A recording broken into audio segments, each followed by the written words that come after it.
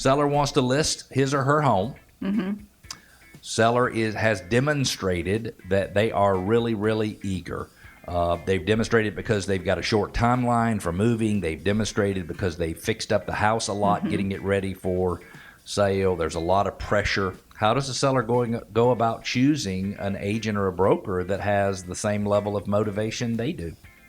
So I advise sellers to look at what the agent or broker is going to put into the marketing of it. That's just one area to determine the broker's motivation. So if a seller is putting in money to get their home updated and get it ready for market, and they hire a brokerage office that is not putting in money for staging or not putting in money for professional photography, not putting up money for Matterport, then you are likely hiring someone who doesn't feel the strain of the pocketbook of making that investment back. A seller makes a hefty investment to get their home on the market. They want to see that money make it back into their bank account very quickly.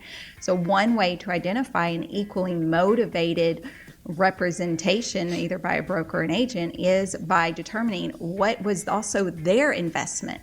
And, as someone who invests that level into our listings, I am very aware that when I invest that level, I'm very confident I'm going to get that back.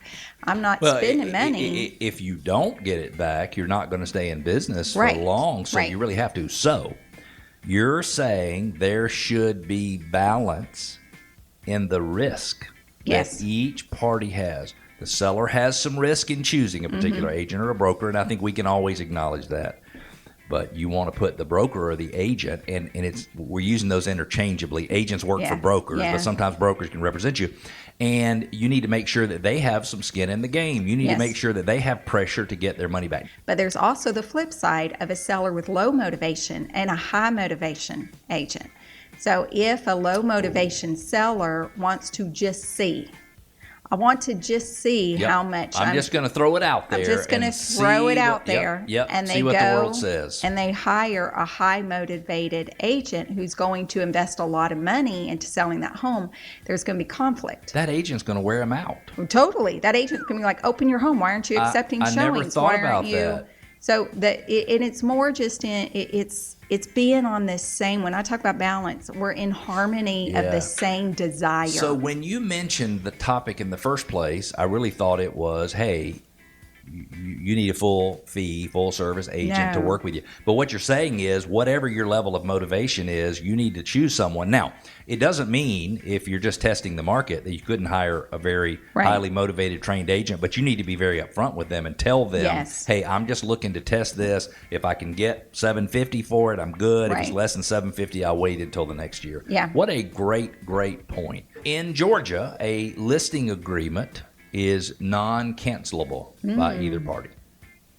The broker's not supposed to be able to cancel it. Now, these are the standard forms in the state of Georgia. When I use standard, they're not Georgia state forms. They're the Board of Realtors forms, Georgia Association of Realtors. And there is no way for the seller to terminate the listing during the listing period. And I think that is crazy. And so I say, if you are super motivated to sell your house, find an agent who's going to market the you-know-what out of that house.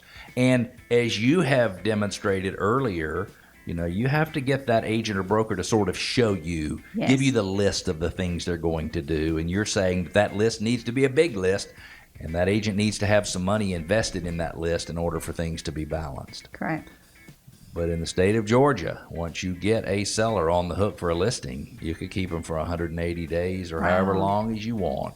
They don't have the right to terminate it. So I say, find somebody who's motivated, and then find somebody who will agree to let you, if you are unsatisfied for any reason prior to going under contract on your home, would allow you to terminate the agreement. Oh, I love that. Talk about putting your money where your mouth is.